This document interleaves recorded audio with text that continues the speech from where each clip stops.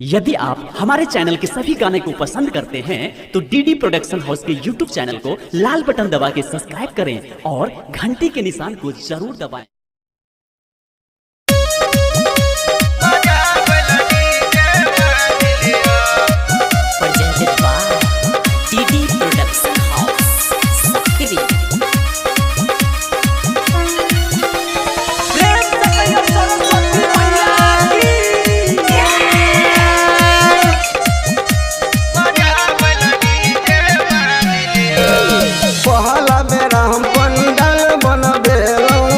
सरस्वती जी के मूर्ति सजेलो अभी के सब की पूजा करो, अभी के सब की पूजा करो। मुखिया जी सो चंदा मांग लियो, बजाबला डीजे बांध लियो। मुखिया जी सो चंदा मांग लियो, बजाबला डीजे बांध लियो।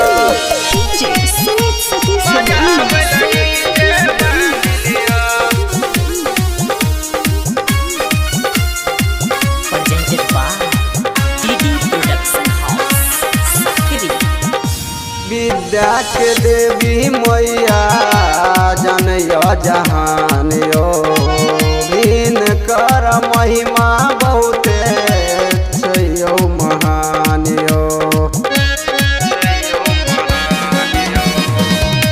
विद्या के देवी मैया जनया जहान यो, भिन कर महिमा बहुते छई महान यो।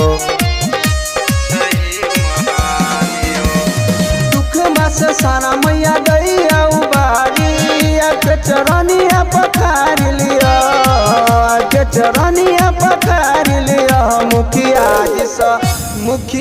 जी सो चंदा मांग लिया, बजाबला डीजे बांध लिया। मुखिया जी सो चंदा मांग लिया, बजाबला डीजे बांध लिया।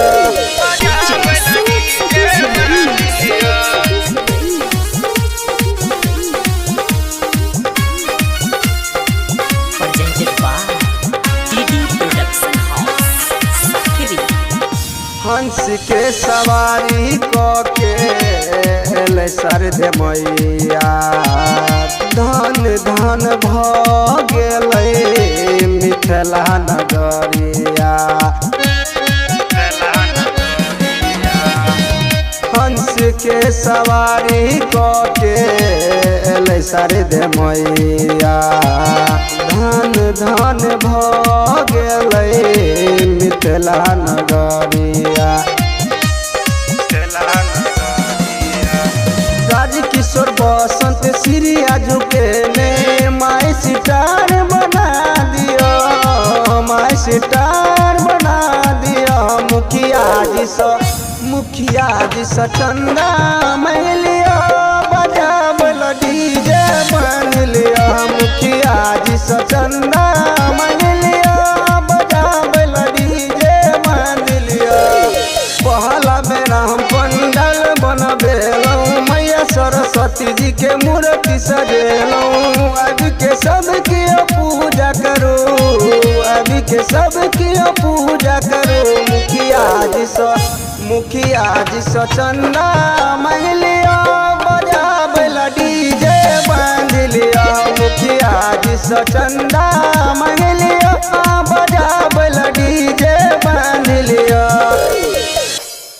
Recording by DD production house Sakri 97 084 45 722।